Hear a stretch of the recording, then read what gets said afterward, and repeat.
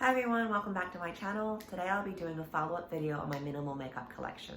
On my last video I received a question about what my general thought process was when decluttering my makeup collection. So today I'll share with you some of those considerations, but I'll share with you as well some mistakes that I've made which ultimately will lead to more clutter.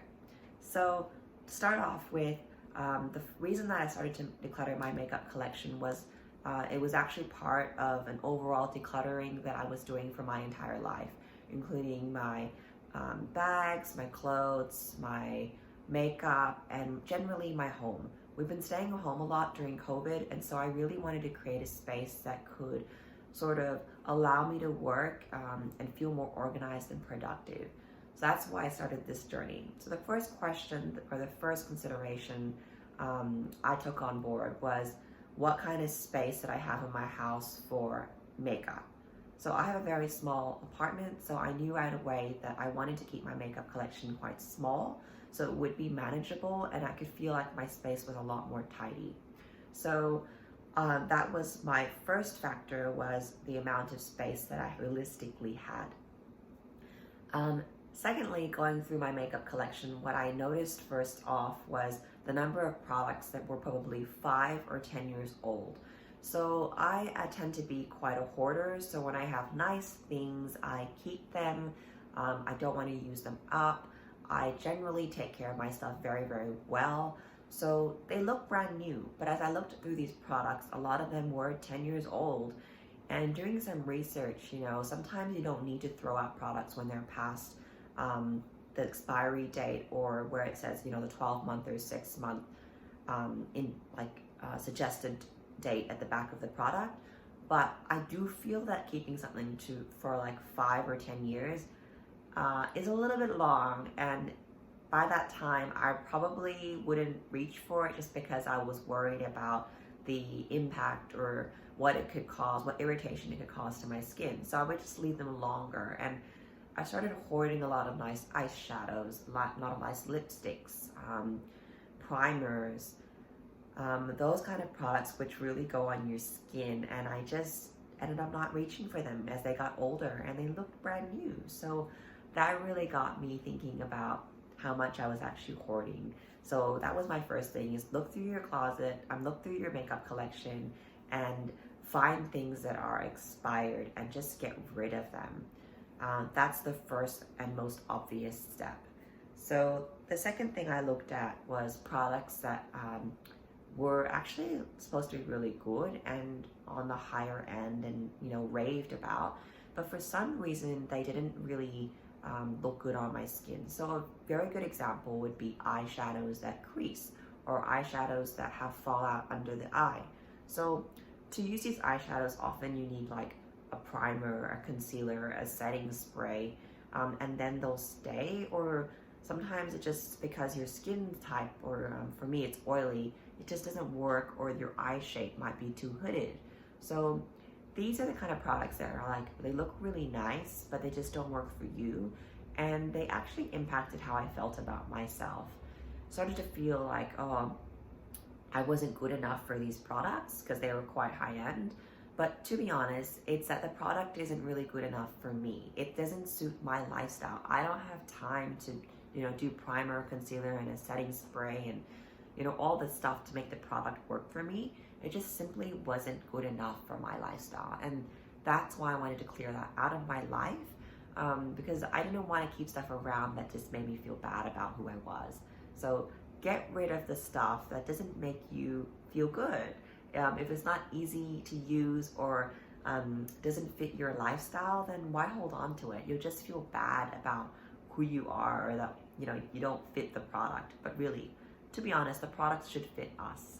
So that's something to consider.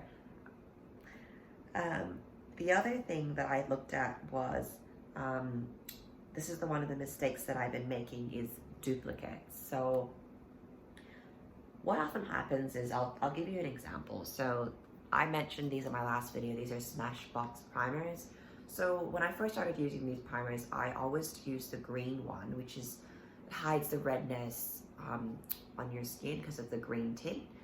So I really liked this product, and when I finished my first tube, looked at the collection or the range that Smashbox had, and I saw this clear one.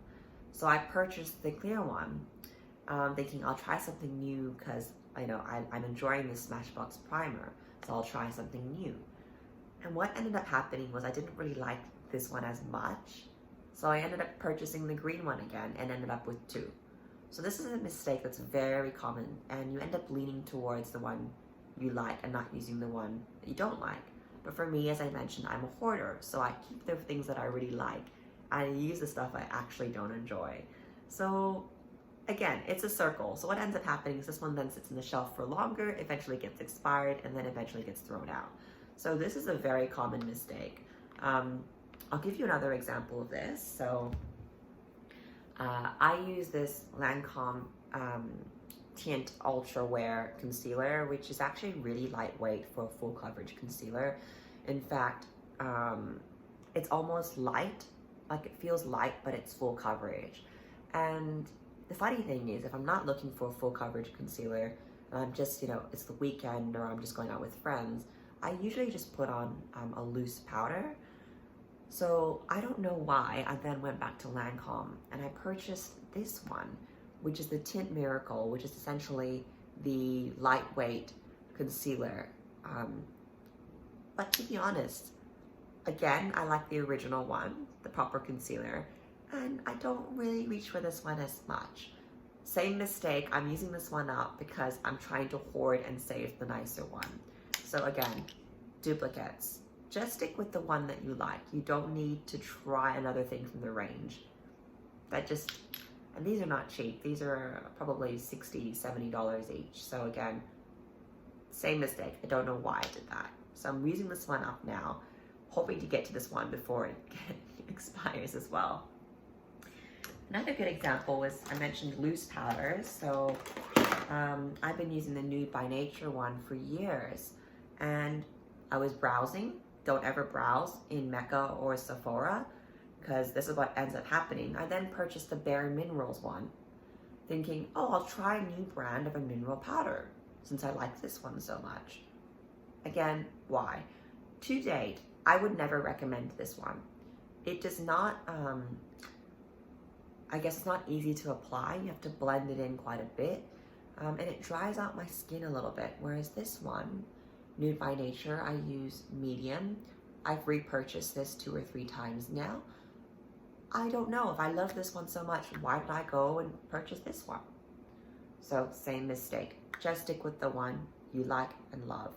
Now, I'm not saying it's not a good idea to try new products. Why not? And our skin does change over the years. So if you're noticing the product you love isn't working how it used to, yes, why not try something new? But if it's working, why have to try something new? Why waste your money and then end up with 2? And again, hoarding one in the back of the shelf. So this is another example. I have another example as well, like with same thing with my browsings from Benefit. I have an old one and a new one. Again, this is what I'm talking about. Why do we try to purchase better things or newer things of things that we already love? Why don't we just use up the ones we love, which last ages anyways? And then if we want to purchase a new something, do that then. Don't, have to. This is what causes clutter.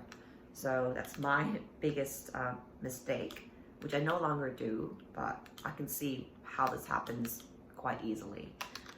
So yeah, that's another thing. So use up what you have if you're decluttering now, and just remember that and try not to make the same mistake again, because that means your clutter will just keep coming back. So yeah, I really wanted to share that with you because I know that when you do a declutter or a clean out, it's easy to, go back to your old ways. So that's one of the biggest mistakes or habits that will cause that to happen again. But yeah, so those are just kind of 2 or 3 things or considerations I went through. I don't need to go through kind of each item and how I decided on what to keep. But yeah, overall, I think it's just about having a tidy space, a tidy mind, also like self-love, like keeping the things that make you feel good. We spend a lot of money on these products. We should use the ones that we love. We don't need to buy more products to make us feel good. I really think a lot of these products are overhyped, are over marketed, and they don't actually work for our lifestyles and make us feel actually bad about who we are. So, that's my sort of 2 cents when thinking about what makeup you want to keep and let go. I could just keep it simple, what brings out your natural beauty and your natural self, and just what makes you feel good every single day. So I hope that helps you go through your collection. I know this is a really high level video. It probably wasn't, as detailed as you may have wanted, but I just hope it gives you some ideas about, how to get rid of stuff and why you should get rid of stuff, and mistakes that you can so easily make that can get you back into the whole cluttering mess. So good luck on your journeys. I'd love to hear any other tips that you have, and what your journeys are like as well. So thanks for your time, and I hope to see you in the next video. Bye now.